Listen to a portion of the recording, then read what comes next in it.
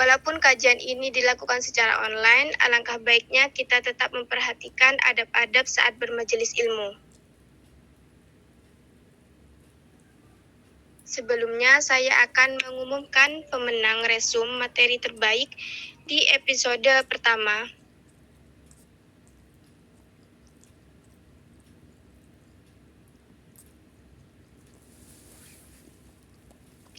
Yaitu dengan nama akun Instagram @mbakroil9. Selamat untuk Mbak Roil. Hadiahnya yaitu berupa uang tunai. Insya Allah nanti akan dihubungi oleh admin. Untuk yang belum terpilih jangan berkecil hati karena masih ada kesempatan di episode berikutnya. Dalam kesempatan kali ini kita memiliki topik yaitu memantaskan diri agar dicintai. Dengan pemateri Ustazah Husna Yain, beliau adalah seorang hafizah, guru dan mahasiswi Akademi Quran Al-Fatih. Masya Allah. Assalamualaikum Ustazah. Waalaikumsalam warahmatullahi. Baik, untuk pembahasan selanjutnya akan diserahkan kepada Ustazah Husna. Kepada Ustazah dipersilahkan.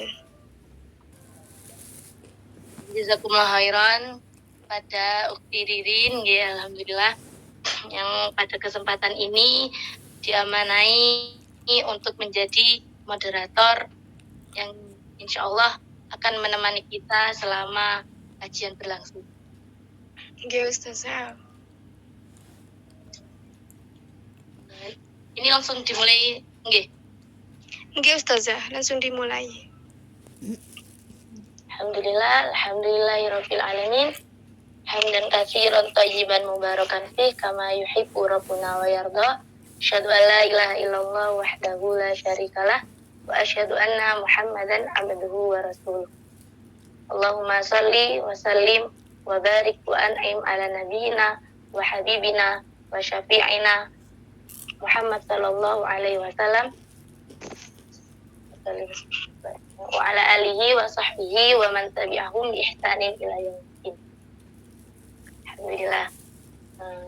Insyaallah ini ada berapa yang hadir ya? Insyaallah. Nggih monggo yang masih belum bergabung nggih bisa dikasih tahu temennya untuk segera bergabung. Ya mungkin di Japri atau dikabarin karena insya Allah ilmu kajiannya akan kita mulai dari sekarang. Alhamdulillah kita bersyukur kepada Allah atas limpahan rahmat serta karunia-Nya sehingga dengan nikmat-nikmat yang telah Allah berikan itu kita bisa beramal solih, kita bisa terus memperbaiki diri kita. Ya, seperti judul kajian pada kesempatan ini, memantaskan diri agar dicintai, insyaallah. Kedua kalinya salawat serta salam semoga selalu tercurah limpahkan kepada Nabi kita, Nabi Muhammad SAW,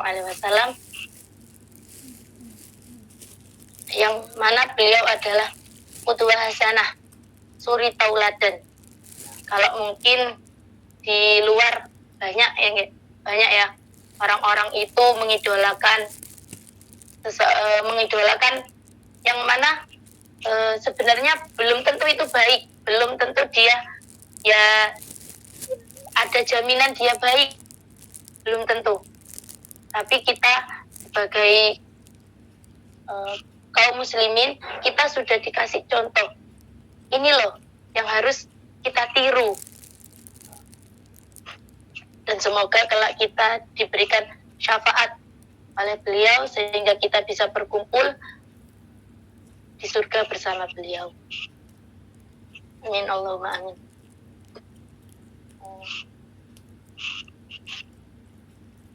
Alhamdulillah nggih. Sebelumnya saya perkenalan singkat. Nama saya Husna, nggih. Bisa dipanggil Husna. Kalau Husna mungkin nggih. Alhamdulillah pada kesempatan ini saya diberi amanah untuk menyampaikan ilmu. Ya kita sama-sama belajar di sini supaya apa? Ya tadi, supaya kita sudah pantas belum untuk dicintai sama Allah. Kalau di sini yang hadir semuanya rata-rata mahasiswa ya, adik-adik mahasiswa. Enggak Ustazah, saya mahasiswa sendiri. Masya Allah ya. Ya mana pada kajian ini kita kita akan membahas tentang hakikat apa itu cinta ya. Kalau sekarang membahas tentang cinta itu kan pasti apa ya, bergejolak hatinya, kemudian langsung kepikirannya yang senang-senang seperti itu. Di dalam kita beribadah kepada Allah ternyata juga ada tingkatannya. Nah, disebutkan oleh oleh Ibnu Qayyim itu bahwa tingkatan itu ada 3. Ya, yang pertama takut, kemudian berharap, roja, atau yang kalau takut itu namanya khauf. Kemudian tingkatan yang kedua itu roja, yaitu berharap. Yang ketiga itu tingkatan mahabbah. Nah, tingkatan mahabbah ini adalah tingkatan yang paling tinggi ketika kita melakukan ibadah. Sebentar saya.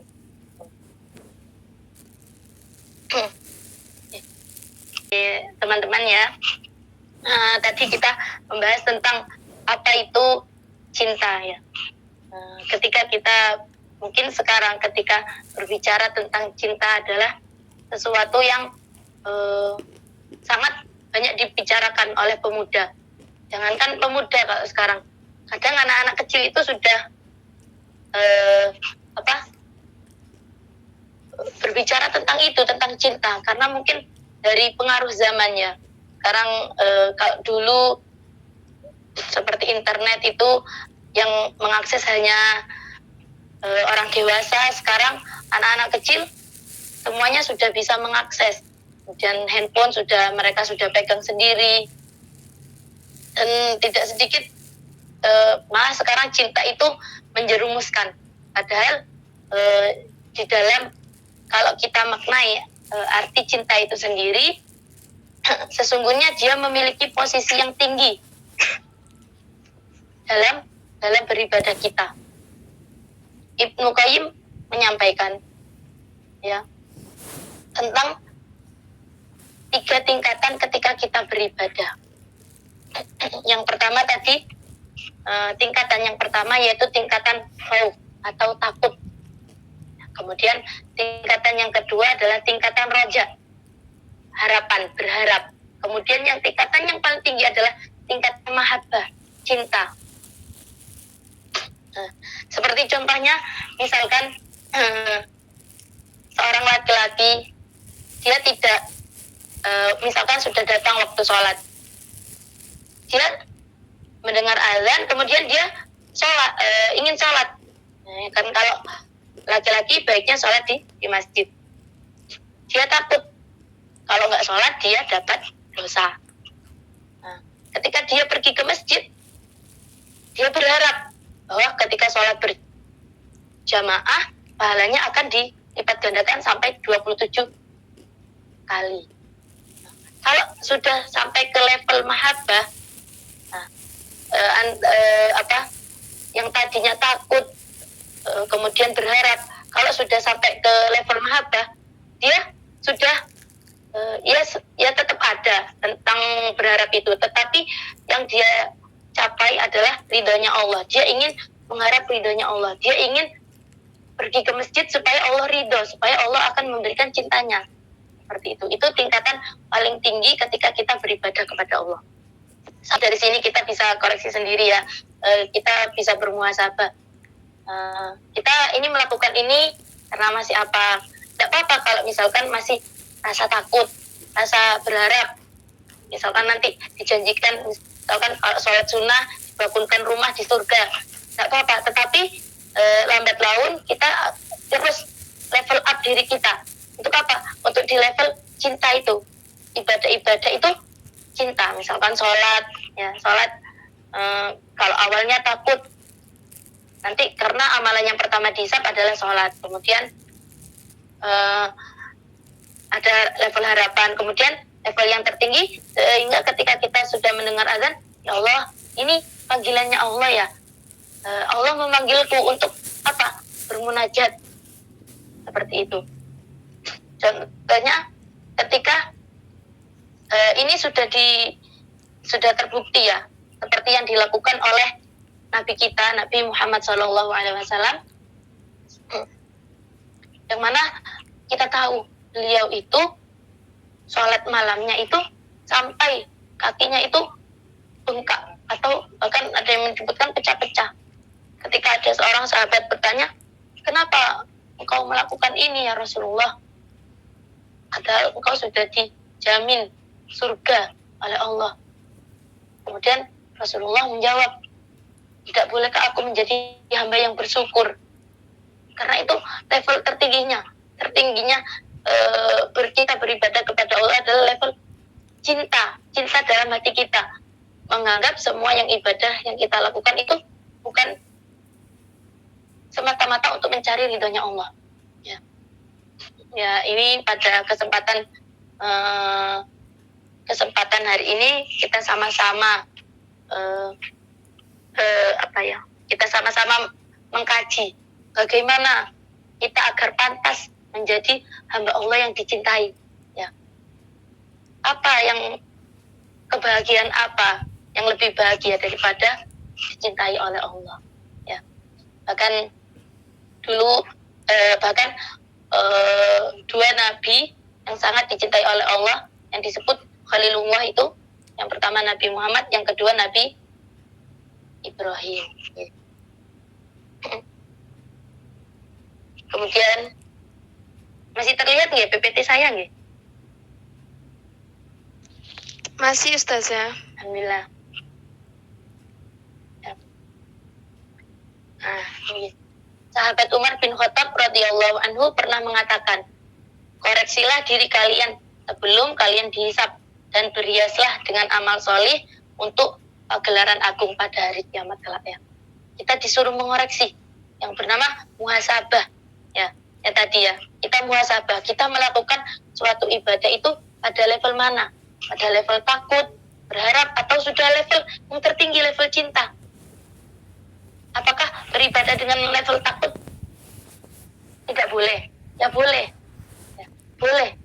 Kita kita beribadah dengan rasa takut itu boleh. Kemudian beribadah dengan berharap kepada Allah. Kemudian level yang terakhir adalah level ridho. Ya.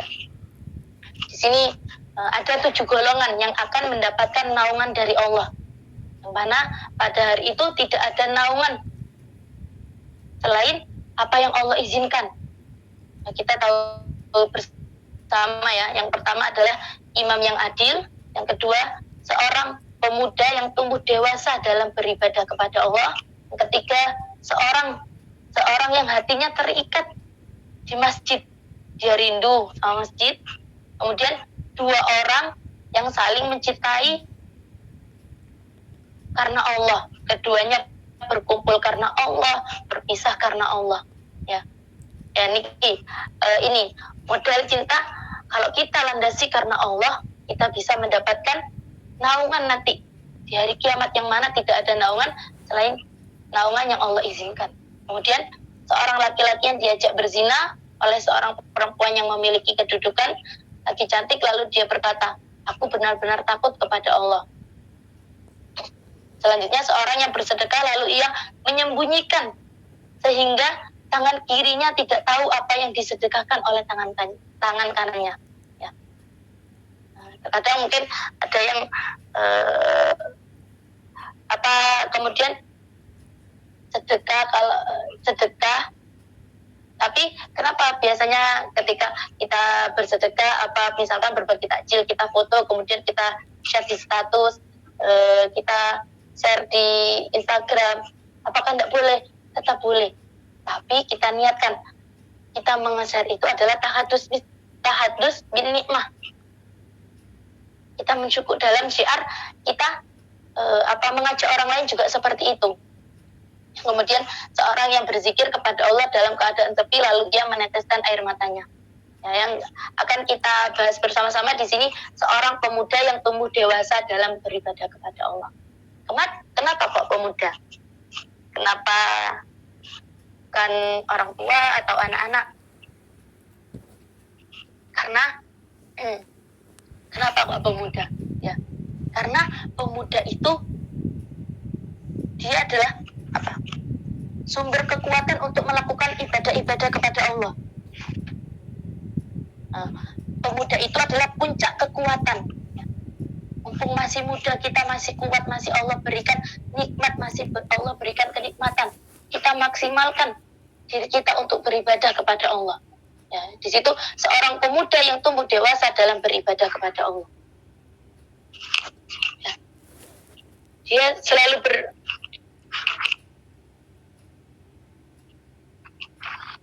selalu ibadah kepada Allah, meniatkan segala apa yang dia lakukan karena Allah. Karena pemuda adalah puncak kekuatan dalam melakukan ketaatan ada pada pemuda. Sebagaimana kita tahu ya, Nabi Yusuf, ketika itu Nabi Yusuf usia pemuda ya, dengan tegasnya Nabi Yusuf menolak diajak bermaksiat, menolak kemaksiatan, ya. Yang mana pada saat itu Nabi Yusuf digoda oleh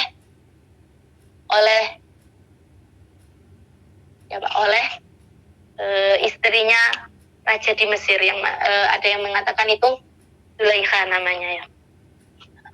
Nabi Yusuf di usia pemuda sudah dengan tegasnya dia menolak untuk melakukan kemaksiatan.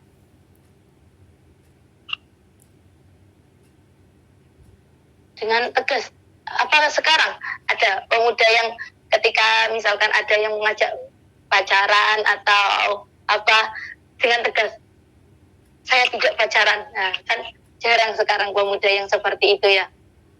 Dapat WA misalkan dari dari laki-laki, kemudian digoda sedikit sudah terlena. Ya, tidak jarang pemuda sekarang seperti itu. Tetapi kalau kita melihat Nabi Yusuf, bagaimana sosok pemuda itu, beliau dengan tegasnya menolak kemaksiatan, ditolak istrinya raja Mesir itu.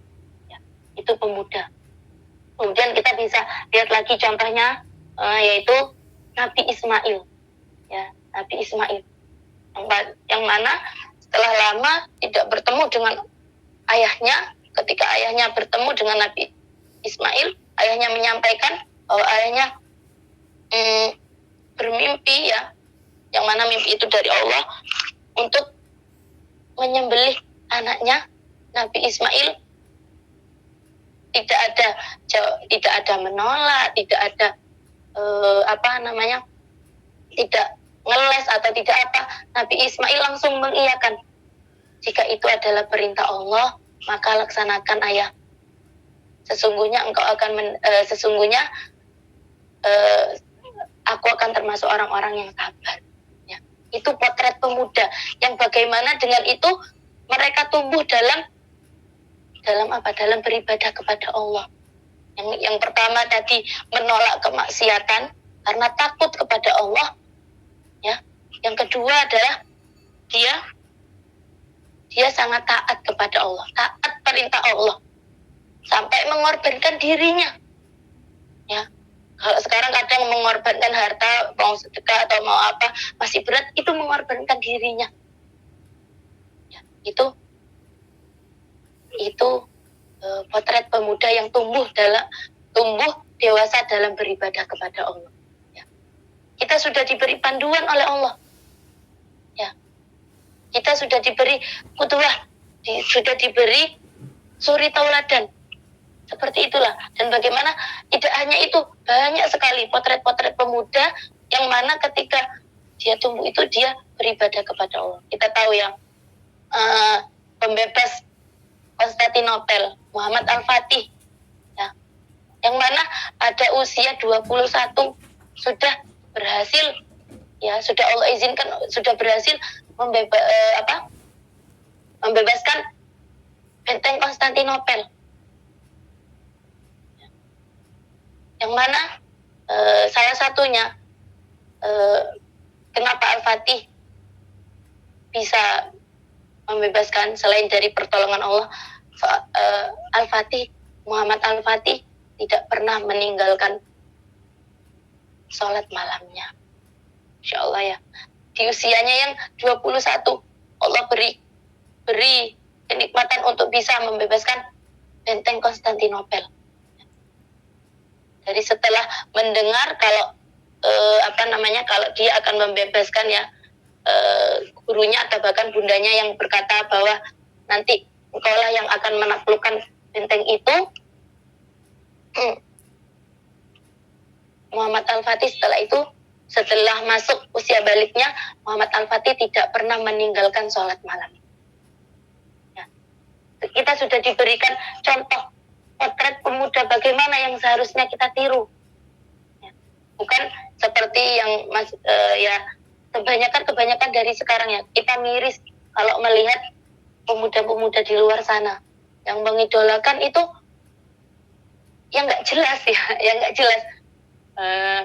Kadang dia cowok tapi macanya cewek, kadang dia cewek tapi macanya stylenya style cowok. Kemudian dia mengidolakan, ya, yang sekarang itu mungkin lagi tren itu mengidolakan artis-artis Korea, ya. Yang kalau kita lihat apa yang bisa kita ambil, ya, yang kadang itu malah membuka aurat, mengumbar aurat, ya. Bahkan kita tidak jarang kita tahu, ya, berita-berita bahwa artis-artis di Korea itu banyak yang bunuh diri, ya. Karena mereka hidup cuman angan-angan saja, ya. Seperti film-film mungkin, ya, film-film Korea yang menampilkan keromantisan seperti itu tidak ada sesungguhnya, ya, nggak ada. Mereka cuma berangan-angan. Ketika angan-angan itu mungkin mereka sudah capek, sudah lelah dengan angan-angan itu, apa yang mereka lakukan ketika tidak ada iman di dalam hatinya? Dia tidak pernah meminta petunjuk kepada Allah, tidak pernah bermunajat kepada Allah, ya, ujung-ujungnya bunuh diri, ya. Mabuk, yang mungkin itu untuk kan mabuk itu katanya untuk mengoflaikan pikirannya, karena dia tidak tenang, karena dia pemuda yang tidak tumbuh dalam beribadah kepada Allah, ya.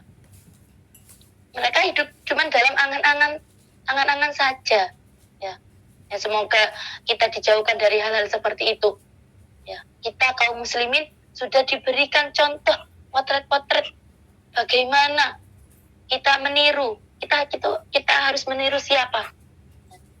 Yang pertama ada Nabi kita, Nabi Muhammad. Kemudian para sahabatnya, ya, para sahabatnya yang sudah Allah janjikan surga. Itu yang seharusnya kita tiru. Kita mungkin ingin seperti siapa, ya, banyak, ya, pemuda-pemuda yang itu tumbuh dalam beribadah kepada Allah, dan kita tahu akhirnya itu pemuda-pemuda itu dalam kemenangan, ya. Kita bisa misalkan kita ingin meniru siapa, kita cari bukunya.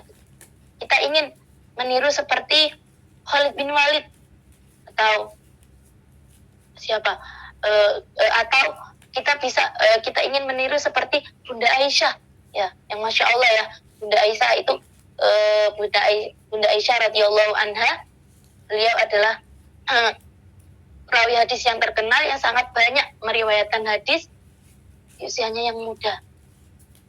Kita buka lagi, kita buka bagaimana biografi Bunda Aisyah, Bunda Khadijah, dan lain sebagainya. Itu itu kita sudah mempunyai panduan bagaimana kita itu akan bagaimana kita seorang terutama pemuda ya tumbuh dalam beribadah kepada Allah. Kita sudah mempunyai panduan ya. Kita baca biografinya siapa sahabat-sahabat yang mulia, Talha, Zubair dan lain sebagainya, banyak sekali ya. Sehingga keinginan kita, mungkin sekarang itu yang lagi trending mengidolakan artis-artis yang nggak jelas itu tidak ada ya, yang malah akhir hidupnya artis-artis itu sengsara, menyengsarakan dirinya, merugikan orang lain, tidak bisa diambil manfaatnya.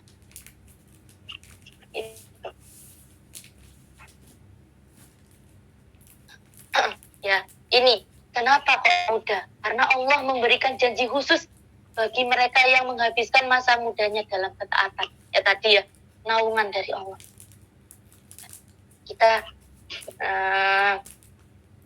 Kita yang masih muda, ayo kita maksimalkan energi kita, potensi kita, kenikmatan yang Allah berikan untuk ketaatan kepada Allah. Siapa yang ingin kita tiru? Potret siapa yang ingin kita teladani? Ayo kita buka lagi ya. Yang kemarin sudah disampaikan ya oleh saudara yang sebelumnya, bahwa kita membutuhkan ilmu untuk beribadah kepada Allah. Kita buka ya. Karena sekarang sudah banyak ya biografi tentang sahabat-sahabat mulia, itu sudah banyak. Kita bisa meniru beliau-beliau. Nah, sini ibadah itu apa sih? Ya. Sini saya mengutip dari pengertian Syekhul Islam Ibnu Taimiyah. Ibadah adalah istilah yang mencangkup segala yang Allah cintai dan ridhoi, berupa perkataan dan perbuatan yang batin maupun lahir. Ya, itu namanya ibadah. Ya.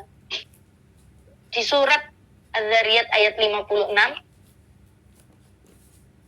kita bisa tadabburi bersama-sama. Bismillahirrahmanirrahim. Wa ma khalaqatul jinna wal insa illa liya'budun. Dan kami ciptakan, dan tidak lain kami ciptakan manusia dan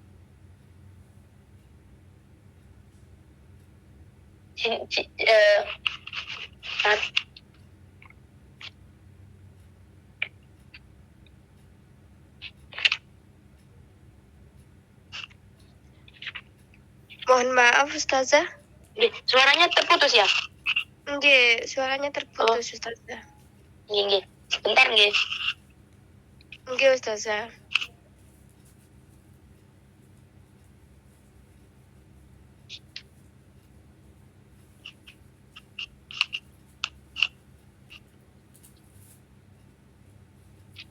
Ya, sudah. Itu ada lagi ini, suaranya sudah terdengar lagi. Sudah Ustazah, sudah terdengar. Alhamdulillah. Di surat Az-Zariyat ayat 56, A'udzubillahi minasyaitonirrajim. Wa ma khalaqatul jinna wal insa illa liya'budun. Dan aku tidak menciptakan jin dan manusia melainkan agar mereka beribadah kepadaku. Ya, ibadah adalah tujuan hidup kita. Ya, ini. Jadi tujuan diciptakan kita, ya, itu untuk beribadah kepada Allah. Ya, secara lahir maupun batin. Ya. Kalau ibadah yang lahir itu seperti sholat ya, yang batin itu kita berhusnuzon, kita berbaik sangka kepada saudara kita, kita selalu menjaga hati, itu yang batin ya. Jadi sesungguhnya tujuan kita diciptakan di dunia itu apa? Ya untuk ibadah kepada Allah. kita menyembah hanya kepada Allah, ya, dan bersaksi bahwa Rasulullah itu adalah utusan Allah. Ya. Ya, ibadah itu sendiri kan ada ibadah ibadah mahdhah dan ghairu mahdhah, ya. Seperti yang kita tahu, ibadah mahdhah itu seperti sholat, ya. Sholat yang ibadah yang sudah Allah syariatkan. Seperti itu. Selanjutnya, perbaiki sholatmu maka Allah perbaiki hidupmu. Ya. Apa yang ketika kita bicara tentang ibadah, apa yang pertama kita harus perbaiki? Ya, ketika beribadah, apa yang harus pertama kali kita perbaiki? Yaitu sholat. Karena sholat adalah amalan yang pertama kali dihisab nanti. Kita akan ditanyai bagaimana sholat kita nanti. Sholat 5 waktu sudah dikerjakan belum? Sudah khusyuk belum? Sudah menambah sholat sunnah belum? Ya, itu. Kita akan ditanya tentang sholat kita. Ya,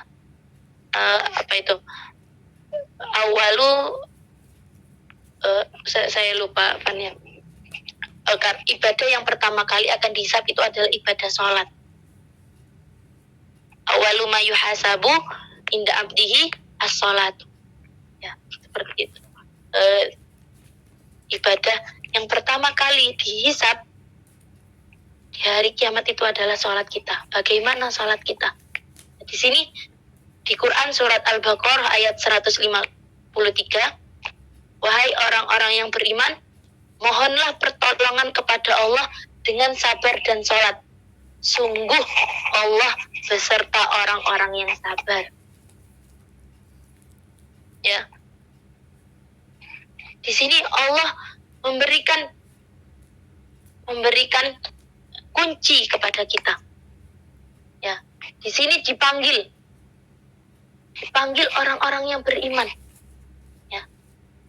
Ya, yang mana panggilan orang-orang beriman ini adalah panggilan kemesraan Allah kepada hambanya. Ya. Allah memanggil orang-orang yang beriman, baik itu perempuan atau laki-laki. Untuk apa? Untuk meminta pertolongan kepada Allah dengan sabar dan sholat. Ya. Bagaimana di surat Al-Ankabut ayat 45 juga dijelaskan, juga disebutkan, ya.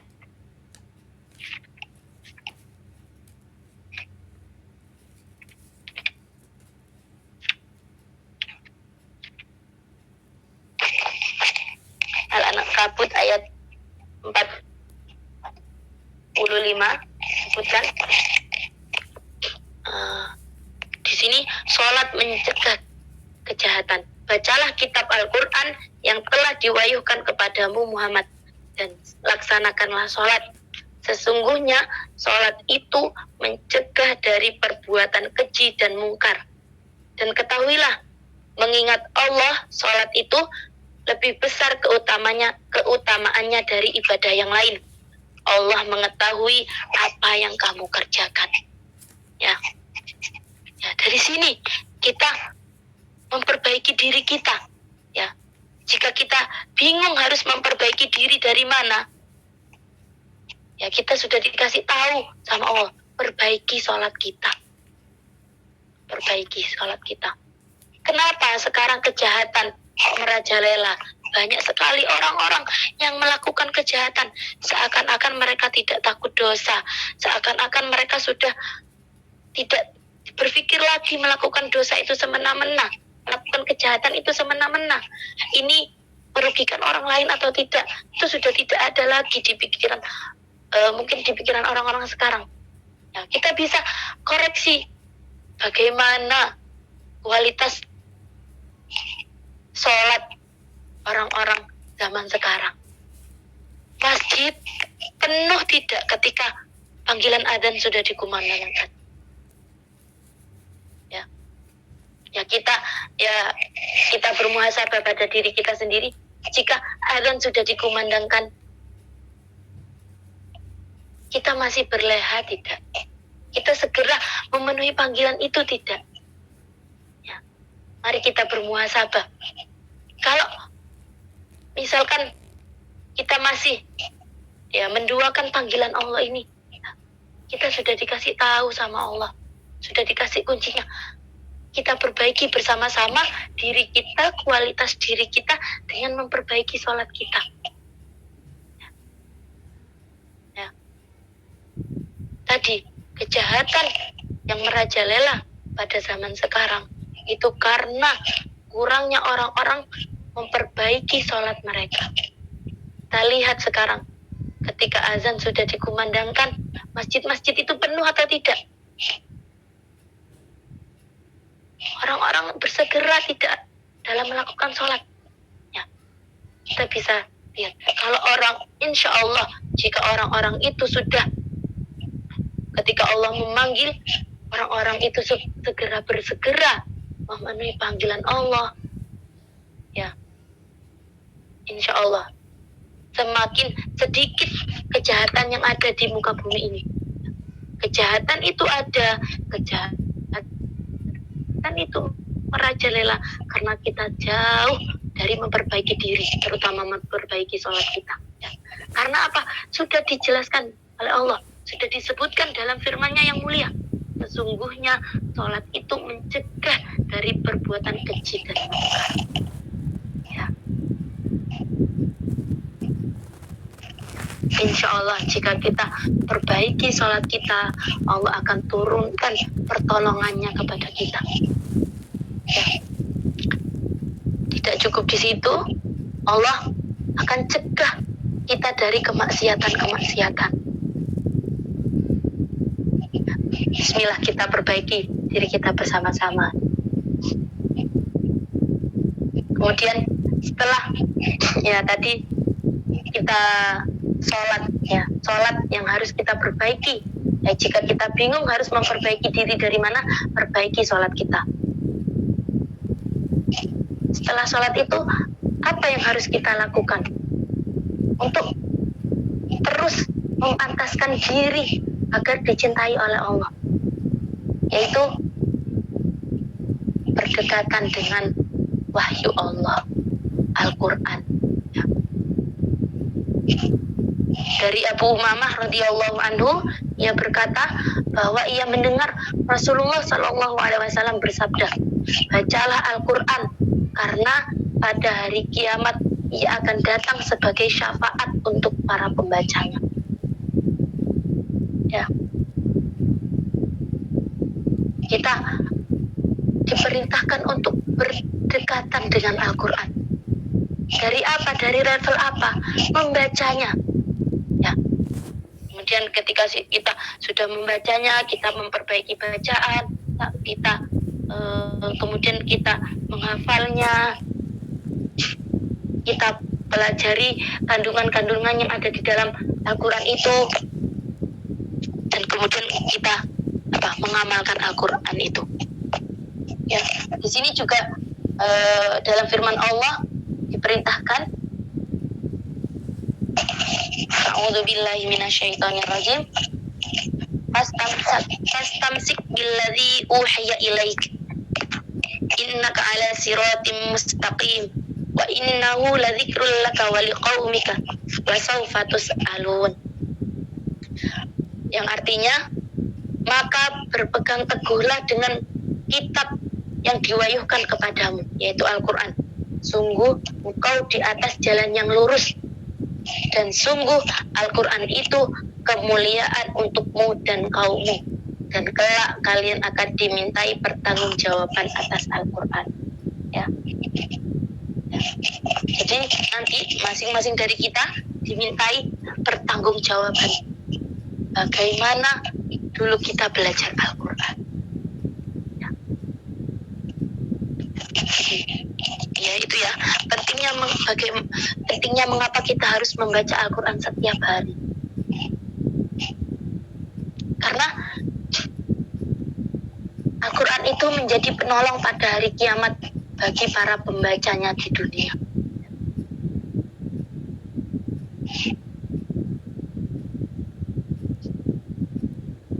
Ya, ini apa urusan kita lebih penting dari membaca Al-Quran sehingga satu hari itu kita lewatkan untuk tidak membaca Al-Quran.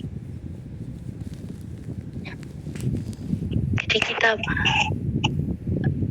Al-Quran ini kitab yang mulia, ya, yang mana Allah berikan kepada hambanya yang istimewa, ya, kepada hambanya yang istimewa, yaitu manusia. Dengan Al-Quran ini manusia bisa berpikir, manusia bisa mengetahui jalan mana yang Allah tunjukkan dan mana yang harus kita jauhi. Ya, bahkan kita juga bisa melihat dari Al-Quran ini kisah-kisah orang soleh, karena Al-Quran itu banyak kisah-kisah tentang orang-orang soleh dan juga ada kisah tentang orang-orang yang Allah murkai. Ya, dari sini kita bisa melihat, ya, kita bisa melihat bagaimana pentingnya Al-Quran dalam kehidupan kita. Ya. Bahkan seorang ulama itu menyampaikan butuhnya ruhiyah kita kepada Al-Quran seperti butuhnya tubuh kepada makanan. Ya, butuhnya ruhiyah kita itu kepada Al-Quran seperti butuhnya tubuh kepada makanan. Sekarang misalkan satu hari kita nggak makan, lapar tidak? Satu hari kita tidak minum, haus tidak? Ya. Bahkan jangankan satu hari ya, berapa jam saja kita tidak minum, kita sudah merasakan kehausan yang sangat. Ini para ulama itu menyampaikan butuhnya ruhiyah kita kepada Al-Quran itu seperti butuhnya kita kepada makanan. Sebagaimana perut kita butuh makan, butuh nutrisi, tubuh kita butuh nutrisi supaya kita semangat, ya. Karena kalau kita tidak makan, ya, loyo, tubuh kita loyo, kurang bersemangat dalam menjalankan ibadah mungkin. Ya, seperti itu kondisi kita kalau kita tidak membaca Al-Quran. Seperti itu kondisi ruhiyah kita kalau tidak membaca Al-Quran. Ya. Pertama, misalkan jadi ada tingkatannya, ya. Hati itu kan ada tingkatannya. Ada qalbun salim, hati yang sehat, ya. Ada hati yang sakit, ada hati yang mati. Mungkin kita tidak langsung ke hati yang mati ketika kita meninggalkan Al-Quran itu. Awalnya sakit dulu, ya, banyak bintik-bintik, melakukan kemaksiatan, melakukan kemaksiatan sedikit, dianggapnya enteng. Kemudian kita sampai bahkan itu sampai sampai di puncak hati yang mati. Sudah tidak ada rasa lagi, tidak ada takut lagi. Dosisnya bukan sedikit lagi kemaksiatan yang dilaksanakan kalau seperti itu. Banyak, ya. Yaitu pentingnya kita untuk membaca Al-Quran setiap hari. Sedikit saja, ya. Mungkin setengah halaman, 1 halaman, 2 halaman. Ya. Kalau kita mampu hari ini 1 halaman, 1 halaman. Ya. Besok ditambah lagi 2 halaman.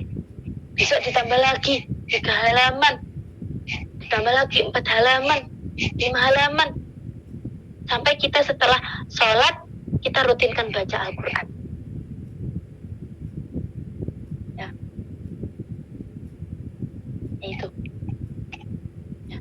Sampai Al-Quran itu menancap kuat dalam diri kita. Ya. Memang aktivitas yang kita lakukan setiap hari sangatlah penting ya. Ada yang bekerja, ada yang bermajelis ilmu dan lain sebagainya.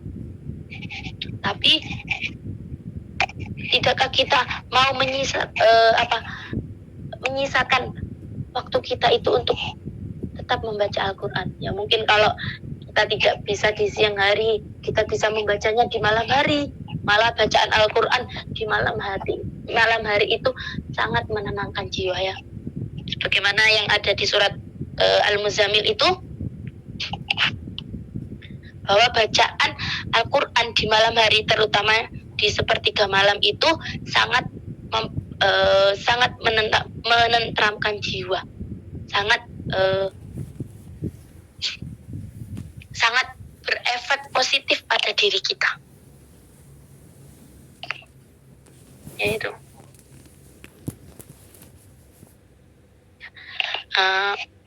Selain tadi ya, jiwa kita bisa tenang karena kita selalu berpegang teguh dengan Al-Quran. Ternyata manfaat dari kita membaca Quran setiap hari itu, aktivitas kita insya Allah penuh dengan keberkahan. Ya, aktivitas kita penuh dengan keberkahan. Ya. Kita tahapilah, tidak harus mungkin satu hari itu langsung baca 1 juz. Tidak seperti itu. Kita tahapi 1 halaman dulu. Bismillah, ana rutinkan mulai hari ini 1 halaman setiap hari. Atau setengah halaman setiap hari sambil membaca artinya. Syukur-syukur kita bisa merenungi, bisa mentadaburi Al-Quran itu. Masya Allah, itu sudah tingkatan tinggi ya. Kemudian kita amalkan. Setelah membaca ayat misalkan tentang berbakti kepada orang tua, setelah itu kita semakin berbakti kepada orang tua. Kita tahu keutamaan berbakti kepada orang tua. Setelah membaca ayat tentang keutamaan majelis ilmu, keutamaan orang-orang berilmu, kita semakin semangat untuk pergi menuntut ilmu, pergi ke kajian, kemudian pergi masjid untuk membaca Al-Quran, untuk menuntut ilmu. Seperti itu. Ya memang ketika kita melakukan suatu kebaikan atau ketaatan, ya tidak bisa langsung istilahnya langsung brek gitu ya, langsung banyak gitu, tidak. Kita tahapi sedikit demi sedikit, asalkan ada proses yang terus kita tapaki. Ya tadi, setengah halaman sambil baca artinya, sambil tadabur, sambil merenungi.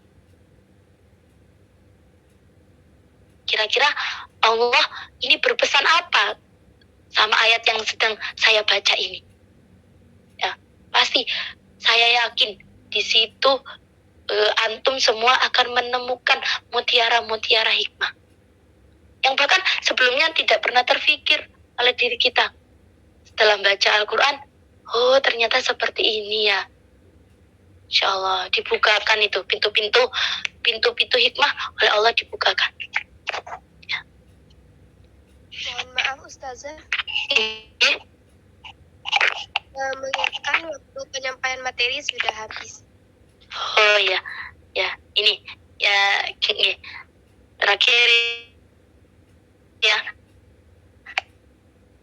itu Ririn ya, satu slide. Oke Ustazah. Ya, yang kita apa efek ibadah yang kita lakukan untuk kehidupan kita. Ya, yang pertama kita bisa lihat di surat Al-Baqarah ayat 222. Sungguh Allah menyukai orang yang bertaubat dan menyukai orang yang menyucikan diri. Tuh. Ya. Itu resepnya ya. Kuncinya kalau kita pengen dicintai sama Allah. Allah suka dengan hambanya yang bertaubat dan menyucikan diri. Kemudian jalan menuju ketakwaan kepada Allah ya. Nah, itu nanti antum bisa buka di surat Al-Maidah ayat 35. Kemudian menenteramkan hati. Ya ini.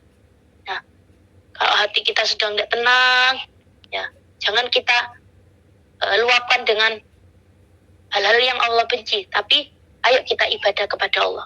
Sholat, baca Al-Quran, atau berkumpul dengan orang-orang salih, pergi ke masjid, duduk di masjid, insya Allah itu juga sudah menenteramkan hati. Ya. Karena di surat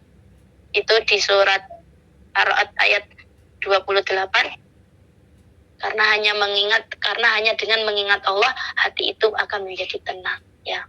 Kemudian yang selanjutnya bekal kebahagiaan di dunia dan akhirat. Ya. Selanjutnya wujud syukur kita atas nikmat yang Allah berikan. Ya. Ini sedikit ya, saya menyampaikan yang terakhir. Sedikit kita ambil poin dari sini. Setan itu membuat 3 ikatan. Ya, dalam ketika kita tidur. Ya. Ini contoh apa efek ibadah itu dalam kehidupan kita. Contoh yang sederhana ya. Yang pertama, jika kita bangun tidur, kemudian kita membaca doa, Allah akan lepaskan ikatan yang pertama. Ya. Kemudian yang kedua, jika kita berwudu, ya Allah lepaskan 1 ikatan lagi. Bangun tidur, berdoa, berwudu, kemudian setelah itu, jika kita sholat, lepaslah ikatan terakhir itu. Ya. Dan ini busyronya, kabar gembiranya, dan di pagi hari itu dia akan bersemangat dan bergembira. Jika tidak melakukan seperti ini, dia tidak ceria dan menjadi malas. Itu, ya. Kunci kita dalam aktivitas selama 1 hari itu, yaitu tadi. Ya, kuncinya. Itu contoh sederhana. Belum lagi ya kalau kita nanti terus kita kaji Al-Quran untuk kehidupan kita, apa manfaat sholat secara kesehatan, dan banyak sekali ibadah-ibadah yang Allah syariatkan itu memberikan manfaat yang sangat banyak kepada hambanya. Yaitu contoh yang kecil ya. Ya, bisa dilihat kalau orang itu mungkin harinya itu tidak ceria, masih malas-malasan, coba kita koreksi lagi. Tadi bangun tidur sudah baca doa belum? Ya. Sudah berwudu, sudah sholat belum? Seperti itu. Karena tergantung pada paginya ya. Maka itu di surat Az-Zariyat ayat 50, maka berlarilah menuju panggilan Allah. Ya. Semoga Allah mampukan kita. Ya Allah, bimbinglah kami semua ya. Ini. Tuh. Sudah.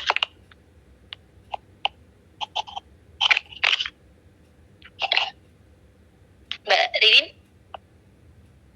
Nggih, sampun Ustazah. Nggih. Sudah ya itu.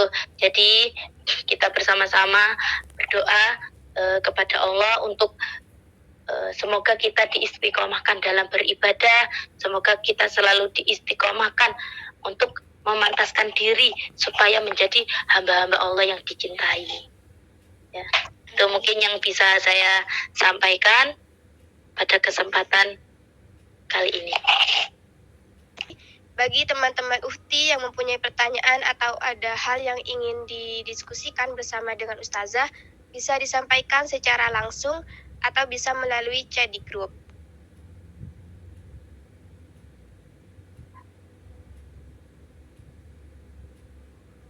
Bagaimana kita bisa semangat beribadah tapi tidak musiman, kadang semangat, kadang tidak. Monggo Ustazah. Insyaallah. Ya, bagaimana kita bersemangat untuk beribadah, ya, supaya tidak musiman. Ya, bahasanya ini musiman sekarang supaya istiqomah kita beribadah ya, harap ridhonya Allah. kadang semangat, kadang tidak, kadang hari ini bersemangat, besok udah tidak, terus semangat musiman ya. Ya, bagaimana agar kita istiqomah dalam beribadah? Ya, yang pertama yang harus kita lakukan, yang pertama kali kita banyak berdoa kepada Allah. Ya, seperti yang sudah kemarin disampaikan oleh Ustazah ya sebelumnya, ya muqallibal qulub tsabbit qalbi ala dinik wasarrif qalbi ala ta'atik. Ya,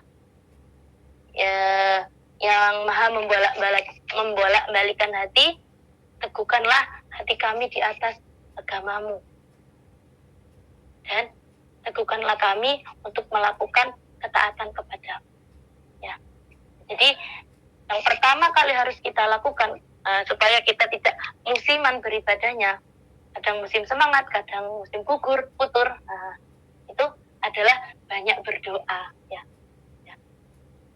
Ya, bahkan ketika kita sholat, misalkan kita melaksanakan sholat, kita sangat menjiwai di situ, kita khusyuk, sampai ketika zikir berdoa kita khusyuk.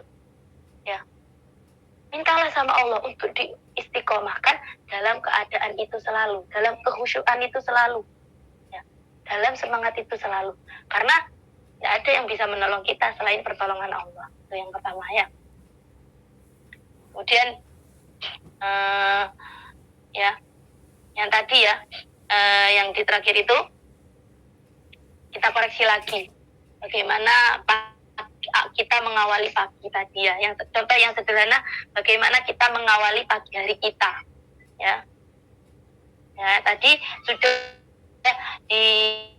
disampaikannya, ketika kita tidur itu kita ada 3 ikatan yang setan itu lakukan pada manusia ya. Ikatan itu disebutkan di leher belakang sini, di leher belakang itu ya. Yang ikatan yang pertama itu ikatan yaitu kita membaca doa, bangun tidur kita membaca doa, itu ikatannya lepas. Yang kedua yaitu ketika kita berwudu, ikatan itu lepas. Yang ketiga adalah ketika kita sholat. Kalau kita sempurna pagi harinya dengan 3 kebaikan ini, ya, kita insya Allah akan diberikan rasa semangat, rasa setia, rasa ceria untuk melakukan ibadah-ibadah yang lain dalam hari itu. Kok bisa? Karena Nabi Muhammad SAW menyebutkan ya, ketika kaumku itu, ketika umatku itu melakukan kebaikan di pagi harinya, tadi dia akan mendapatkan doa Nabi, Allahumma barik li fi ummati fi bukuriha. Ya Allah, berkahilah umatku pada pagi harinya. Ya, maksudnya apa? Yang pada pagi harinya yang pada pagi harinya melakukan kebaikan-kebaikan itu. Ya. Nah, dia didoakan sama Nabi ya, pasti doanya mustajab ya, Insya Allah. Ya itu kita, kalau kita semua pengen dapat doanya Nabi, itu tadi kita gunakan pagi kita untuk kebaikan.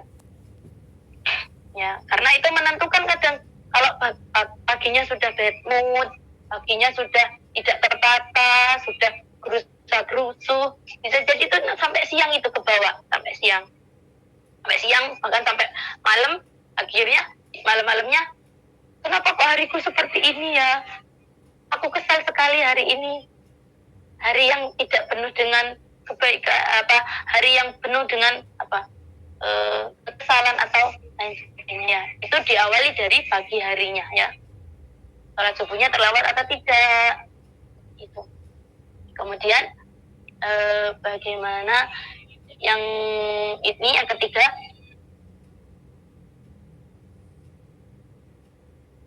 supaya ibadah kita itu tidak musiman ya,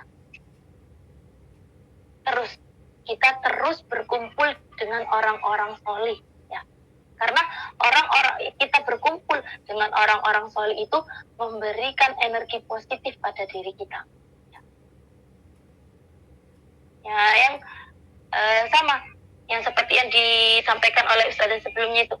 Kalau mungkin kita dulu ketika merasa futur, merasa kayaknya aku butuh hiburan gitu, kita langsung pergi ke kafe, yang mana di kafe itu suara musik yang keras, sudah tambah futur nantinya. Coba ketika kita futur, ketika kita ketika kita kok dirasa saya kok sedang dalam kondisi yang tidak baik-baik saja hari ini, kita pergi ke masjid, ya, kita ambil wudhu, kita duduk di masjid, duduk saja di masjid, ya, insya Allah duduk itu akan membawa energi positif, ya. Kemudian apa lagi, ya, kita supaya kita ibadahnya tidak musiman, kita jauhi maksiat yang masih kita lakukan sedikit demi sedikit, ya. Contohnya tadi misalkan masih sering mendengarkan lagu, musik-musik, ya, musik-musik yang musik-musik yang kalau sekarang itu membuat pikiran kita melayang, kita terbang, menikmati, ya, kita menikmati. Kadang kok musiknya sesuai ya sama diri kita, gitu kan. Kadang lagi putus cinta ini, kok musiknya sesuai dengan dengan diri kita, apa yang kita sedang alami. Ya, kita tinggalkan itu sedikit demi sedikit. Tapi apa, kita buka mushaf kita, ya. Bahkan saya pernah mengalami dulu, ya, ketika masa belajar itu, ketika saya itu kok kurang semangat, saya buka Al-Quran. Terserah, saya itu nggak tahu buka yang mana, asalkan buka terus saya baca. Nah, ternyata di dalam Al-Quran yang ketika itu saya baca, saya mendapatkan solusi dari apa yang sedang saya rasakan tidak baik-baik saja. Dan ternyata itu, ya, itu seperti yang Ustadz juga sampaikan, ya, ternyata seperti itu. Karena Allah itu memang tahu kita butuh apa, ya. Jadi ketika kita sudah kita merasa kok ini nggak baik-baik saja, buka mushaf Al-Quran. Terserah antum baca ayat yang mana antum baca, ya. Mungkin juz 30 atau juz lainnya, antum baca satu ayat saja. Setelah antum baca satu ayat itu, antum lihat artinya, antum tadaburi, insya Allah itu menjadi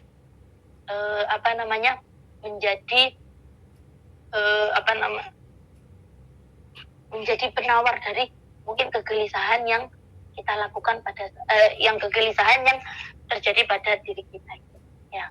Jadi jauhi maksiat sedikit demi sedikit, ya. Hal-hal yang mendukung maksiat itu kita juga jauhi, ya. Ya. Kita terus bertakarub kepada Allah, ya. Dan tadi kita yang paling utama, kita meminta kepada Allah untuk selalu istiqomah, ya. Ketika kita melakukan ibadah, sholat, doa, kita minta istiqomah itu. Karena memang kita manusia, ya, kadang suka futur, kadang semangat, ya, itu. Ketika kita merasakan kenikmatan beribadah itu, kita jangan ketika kita merasakan kenikmatan beribadah, kita memohon kepada Allah supaya diistiqomahkan dalam keadaan itu selalu. Seperti itu, ya. Seperti itu mungkin. Wallahu a'lam bishawab. Jazakillah khairan katsiran Ustazah.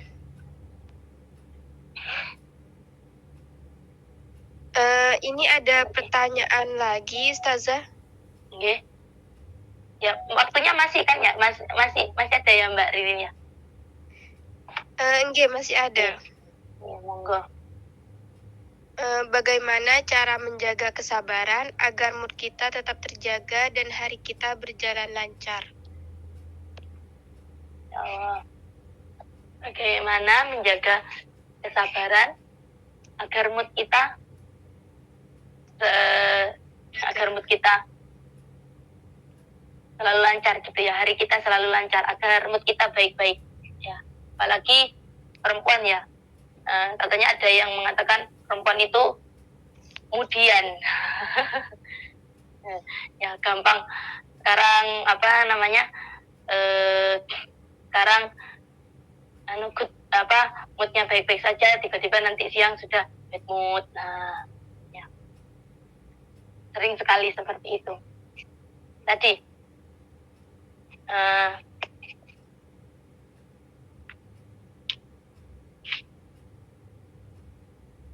ada yang mengatakan bagaimana supaya kita agar kita sabar. Ya, kadang melakukan sesuatu itu kan nggak sabar. Misalkan ya berdoa, misalkan ya kita berdoa kepada Allah, meminta sesuatu. Memang belum waktunya untuk dikabulkan, tapi kita nggak sabar. Kenapa Allah nggak kasih ini ya? Kenapa Allah padahal ini yang aku mau, yang aku inginkan. Padahal sebenarnya tidak seperti itu, ya. Allah itu Maha tahu apa yang menjadi kebutuhan bagi hambanya. Ya. Terkadang keinginan kita itu belum tentu itu apa yang menjadi kebutuhan kita. Ya. Ya. Bagaimana supaya sabar? Ya. Bagaimana? Ya, kita banyak-banyak mengingat Allah. Ya. Tadi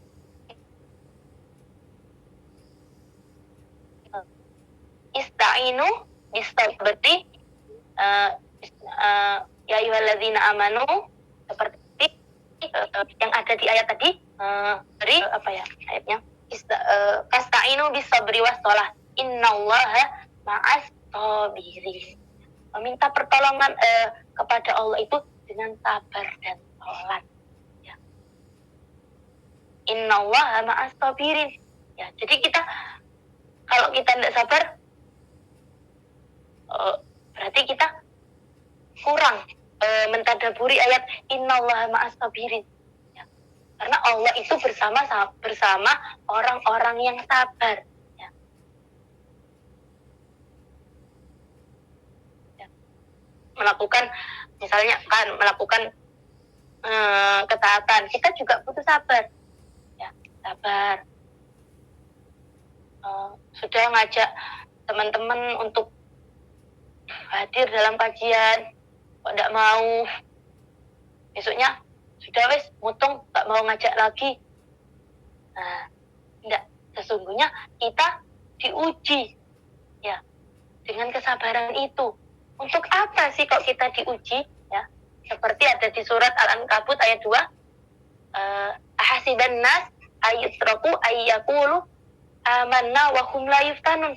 Apakah seseorang itu dibiarkan oleh Allah ya tanpa ujian ketika dia sudah mengatakan aku beriman kepada Allah? Ya, berarti kan di situ ada apa? Ada ujian untuk apa? Untuk kita dinaikkan level. Dari sabarnya itu kita naik, pantas nggak untuk naik level? Ya, berarti antum kalau sedang diuji, ya ada ujian, antum itu sedang dinaikkan level oleh Allah. Ya, tidak mungkin aku sudah beriman, aku sudah taat, terus tidak ada ujian ya. Aku sudah aku sudah taat dalam beribadah kepada Allah, kemudian nggak ada ujian. Ada di situ ujian. Ya, ujian itu bagaimana kita menyikapi ujian itu? Ya dengan sabar. Kita yakin bahwa Allah itu bersama dengan orang-orang yang sabar.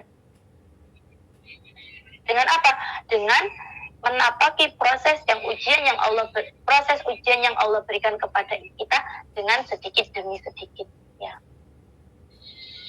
Meminta nasihat kepada teman, sharing, ya. Jadi bagaimana supaya kita terus sabar? Ya, kita latih diri kita untuk terus bersabar. Ya. Apa yang membuat kita tidak sabaran? Karena kita pengen cepat dapat hasil. Ya. Kita tidak mau lama diproses seperti itu misalkan. Ya. Nah, kita ingat lagi, loh Allah loh bersama orang-orang yang sabar. Ya. Mungkin Jazakillah khairan kasiran Ustazah atas jawabannya. Sesi tanya jawab dan diskusi dicukupkan. Apabila teman-teman Uhti yang mempunyai pertanyaan atau ada hal yang ingin didiskusikan bersama dengan Ustazah, bisa disampaikan secara langsung atau bisa melalui chat di grup. Apakah boleh nggih Ustazah nanti adminnya meneruskan ke Ustazah? ya, boleh, monggo. Oke. Karena sesi materi dan tanya jawab sudah selesai, saya akan sedikit menyimpulkan materi yang sudah disampaikan Ustazah. Mahabbah adalah tingkatan tertinggi dalam beribadah kepada Allah, yaitu ketika kita sudah beribadah kepada Allah semata-mata mengharapkan ridho Allah. Tujuan hidup kita atau tujuan kita diciptakan yaitu hanya untuk beribadah. Perbaiki sholatmu, maka Allah akan perbaiki hidupmu. Sisihkan waktu kita untuk membaca Al-Quran karena Al-Quran akan menjadi syafaat atau penolong kita di hari kiamat. Sekian mungkin mengingatkan kembali terkait lomba resum dengan hadiah uang tunai bagi peserta yang menulis resum terbaik. Syarat dan ketentuan lombanya. Yang pertama, membuat resuman dari materi yang telah disampaikan, bisa berupa desain quote atau yang lainnya. Di-upload di IG dan tag akun Instagram Besti, yaitu @besti_nm. Maksimal pengumpulan H+3 kajian, yaitu hari Senin. Sebelum saya mengakhiri kajian pada malam ini, mungkin ada pesan yang ingin disampaikan Ustazah kepada teman-teman Uhti. Monggo dipersilahkan Ustazah.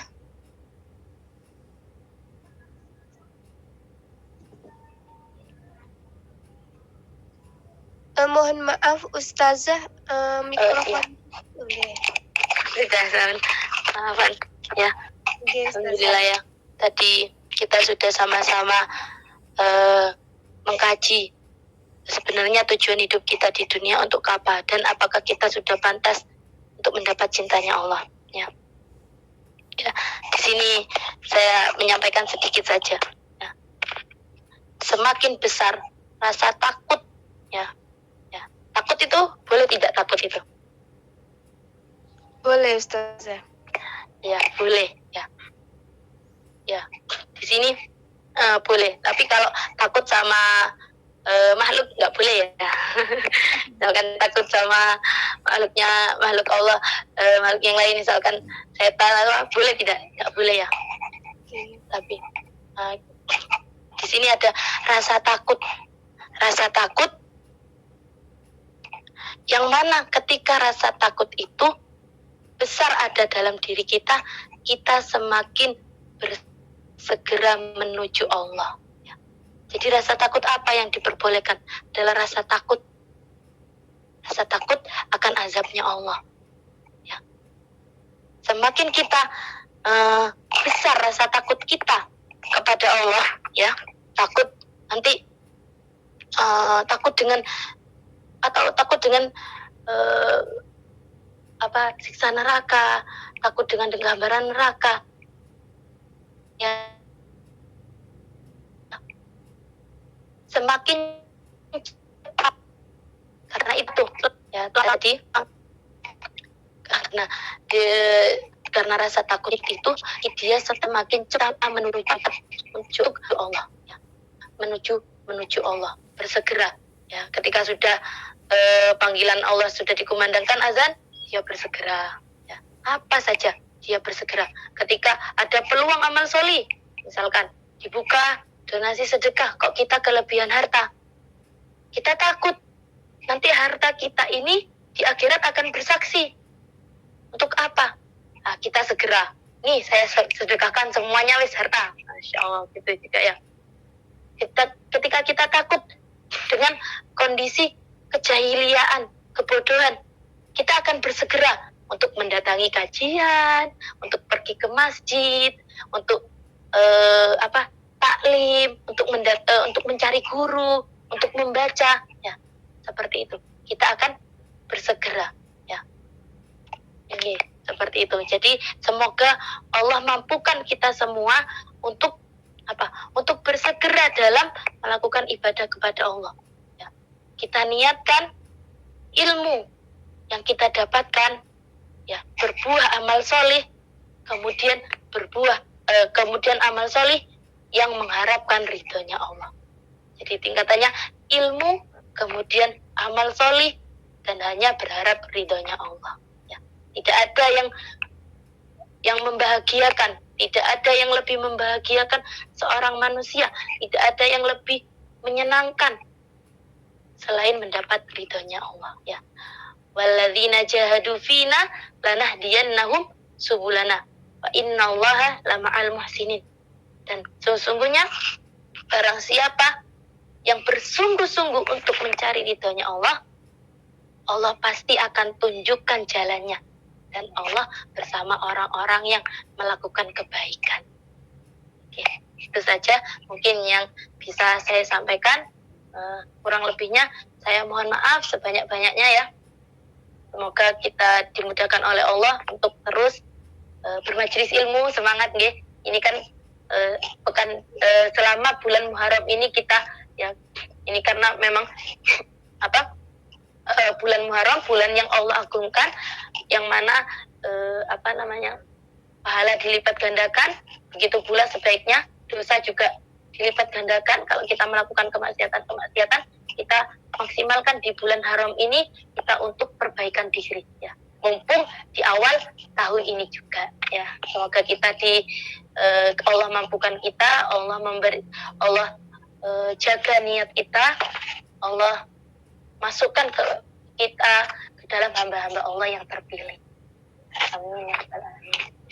Sampun Mbak Ririn, jazakumullah khairan sudah menemani ya menemani kajian mengaji kita pada malam hari. Iya Ustazah.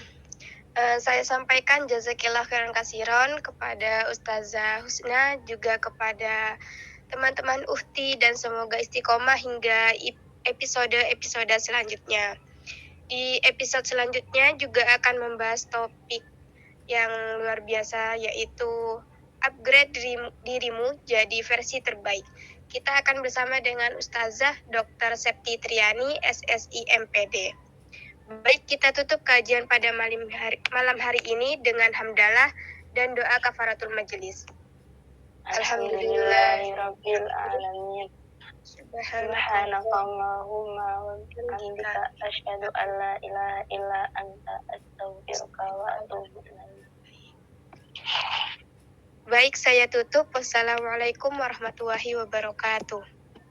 Waalaikumsalam warahmatullahi wabarakatuh.